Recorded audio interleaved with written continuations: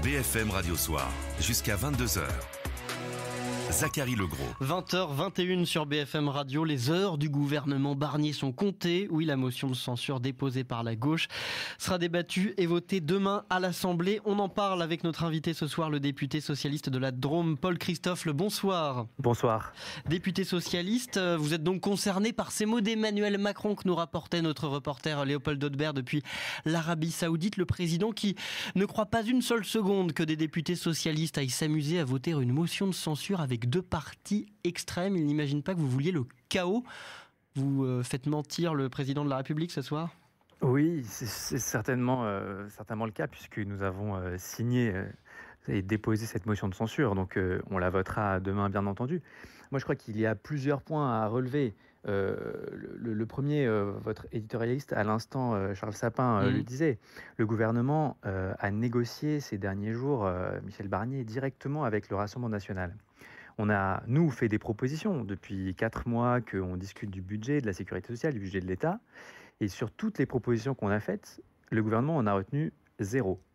Et quand il nous disait qu'il ne pouvait pas prendre nos propositions, il disait en même temps à Marine Le Pen oui à plusieurs propositions qu'elle faisait, et en plus en attribuant le bénéfice de tout cela au Rassemblement national.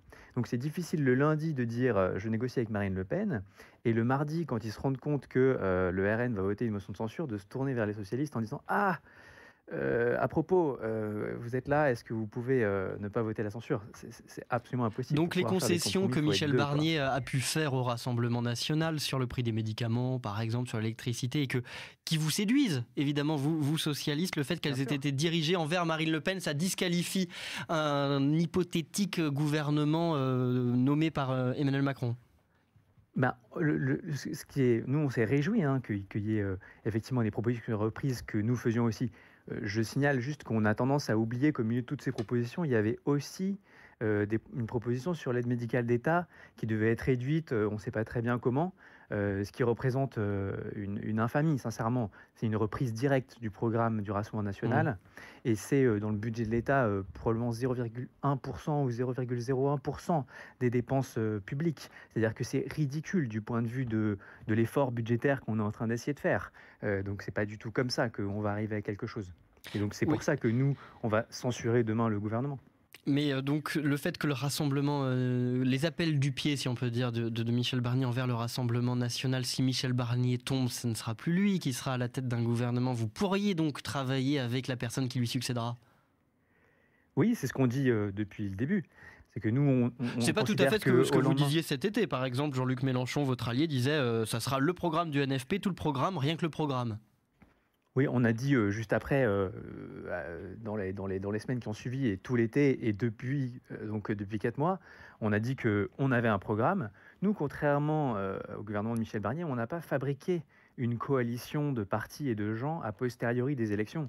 Nous, on est allé voir les électeurs avec une coalition forgée et avec un programme unique. Nous, on a un programme solide sur lequel on a été élu. Et on est prêt à partir de ce programme et à attendre des autres forces politiques, puisqu'on sait qu'on n'est pas majoritaire. Donc on sait qu'on doit trouver des compromis texte par texte. Mais on est prêt à les trouver, ces compromis, simplement en partant de notre programme et en ne partant pas du programme du Rassemblement national, comme ça a l'air d'être le cas du gouvernement actuel. C'est tout. Et donc votre candidate pour le poste de Premier ministre n'a pas changé ? Votre candidate est toujours la même ?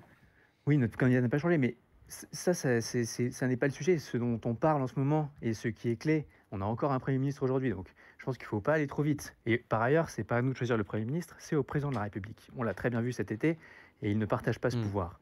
Donc, ce qui compte, c'est de savoir qu'est-ce qu'il y a dans le pacte de gouvernement, si vous voulez. C'est quelles sont les mesures, et est-ce que le programme du Nouveau Front Populaire sur lequel on a été élu est entendu, ou si on part de quelque chose qui est très différent. C'est ça la question.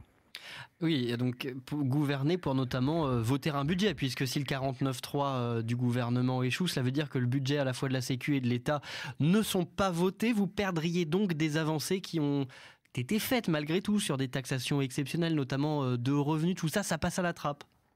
Il n'y en a pas eu tant que ça qui ont été faites. Dans le budget, justement, il y a très peu de propositions qui ont été, notamment sur le plan fiscal, qui ont été retenues par les macronistes qui ne souhaitaient pas voir... Mais qui sont quand même une avancée par rapport au budget de l'année précédente. Or, c'est le budget de l'année précédente qui va se retrouver à être appliqué. Exact. Je crois qu'en tout cas, il ne faut pas, comme vous le disiez au début, en reprenant les mots d'Emmanuel Macron, dire qu'on va tomber dans le chaos. Il existe plein d'instruments financiers, C'est etc. excessif. Les Voilà. mots du président sont excessifs ce soir, Oui, selon c'est vous? très excessif. Ils agitent une sorte de peur et de chiffon rouge pour empêcher la succession d'événements, mais on a plein d'instruments pour pouvoir faire passer des budgets et pour assurer un fonctionnement régulier des pouvoirs publics en 2025.